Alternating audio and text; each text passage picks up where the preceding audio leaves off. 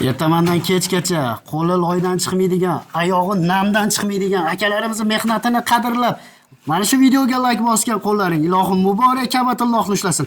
Mehnat halol akalardan eng zo'rlaridan. Mana shunday loy suvoq qilish narxlari nech pul bo'lyapti deganlarga Farg'onaning rishtonidan halol mehnat qiladigan akalarni zo'rini topib qo'ydim. Qaranglar, juda ham chiroyli holatda qilib berar ekan. Loy suvoqda afzalligi qishda issiqini, yozda salqingina bo'lar ekan.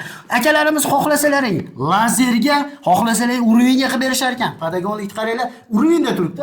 Eng zo'ridan bo'lar ekan. Xohlasangiz atves tashab qilib berishadi, narxlar kelishilgan holda bo'ladi. Mana shunday ko'rib turganlaring yangi xonadon bo'lsa, ya'ni yangi deganda yangi g'ish urilgan, tekis urilgan devorlarga 1 metr kvadratidan 35 mingdan boshlab 40 ming so'mgacha akalarimiz vodiy bo'ylab xizmat ko'rsataverar ekan. Agar eski devor bo'lsa, qing'ir qiyshiq devor bo'lsa, atves tashab chiroyli qilib xizmat ko'rsatib berar ekan, uni narxini kelishilgan holda bo'ladi.